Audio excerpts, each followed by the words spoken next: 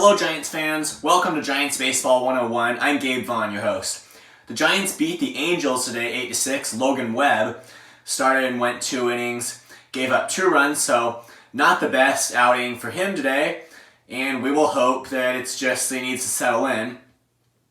Also, these early games where the starters are only throwing 2 innings, what you really come away with is small sample sizes, so who knows if Webb had gone 6 innings, and that's not how they start the starting pitchers. They kind of ease them into it, don't have them throwing 100 pitches in a game like when it's their first start of spring training. They ease into that as March kind of rolls in, and I would say that it's in mid-March that they really get to having starters throw go the whole distance.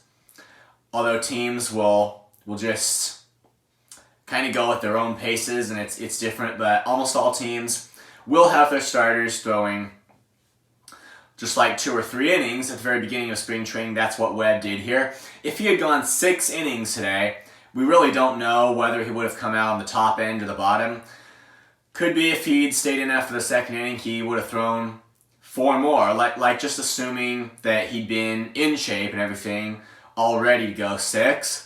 Maybe he would have had to come away with a quality start, good performance after all. We'll never know, with this game having already concluded and him being taken out after 2 when he did. So what you come away with is a small sample size, and that's the case for Webb today. He gave up 2 runs. I don't think that's a reason to be really too worried. Just see how he does as spring training kind of continues. And the other pitcher to get his work in that we need to talk about is Keaton Winn.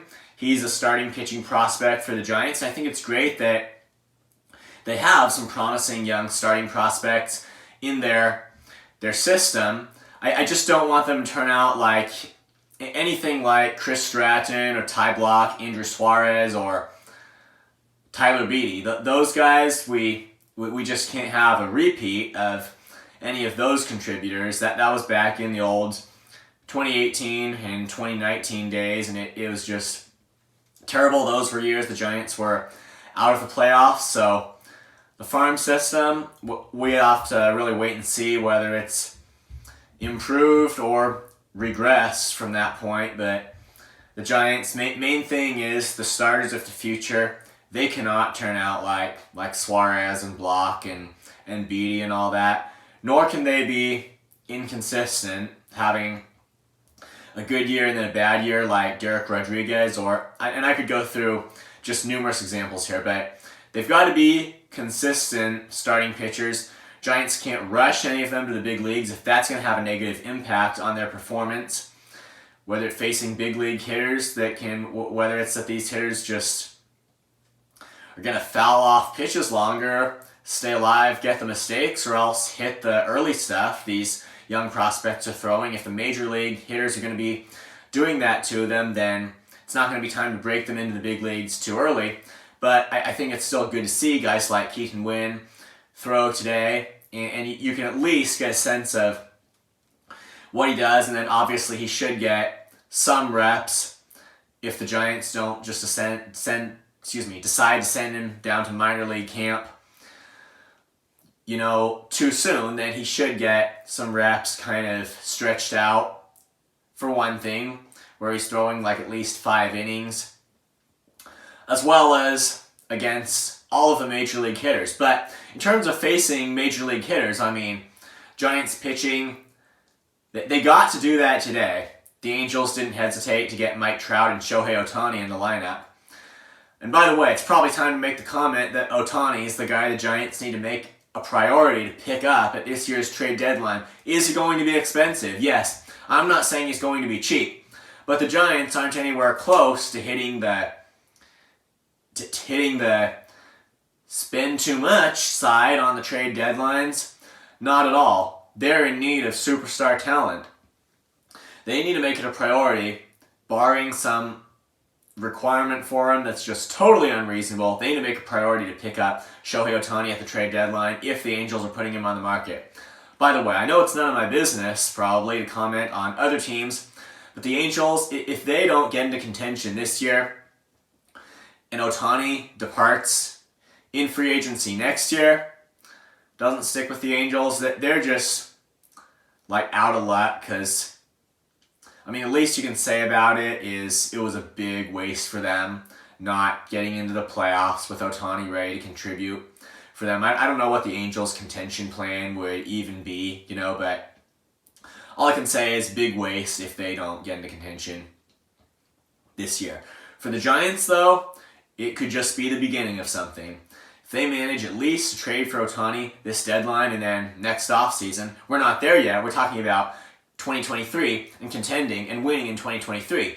But next offseason, I will just make the point that they better be willing to offer Ohtani something and not miss out on him like they did on Aaron Judge and, unfortunately, Carlos Correa as well.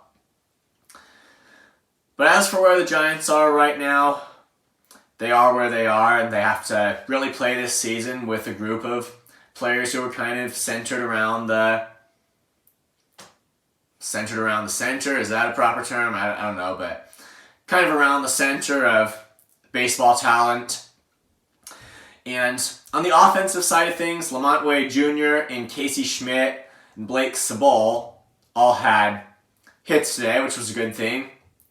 And Ben Kaspick, the host of Locked On Giants, he says that Lamont Wade Jr. is key for the Giants. I didn't watch the whole thing, so I don't know what his main argument is there, but if we're saying that, it would just be like really crucial to see him perform in spring training. He is getting to a good start, and it's the same thing with Schmidt and Sabol. It's good to see all these guys that their bats kind of stay hot. Jock Peterson had 2 at-bats in the DH spot. He didn't get a hit today, and whether he's going to go through spring training kind of up there or down on the bottom end of things offensively, I'm not sure. I think with him, we can just kind of give him the opportunity to ease into things. He is a veteran player, and when you don't see results for them in spring training, I mean, I'm not saying we won't. I'm just saying, say we did see Peterson in a slump, like how big of a reconsideration would that be for the Giants in terms of their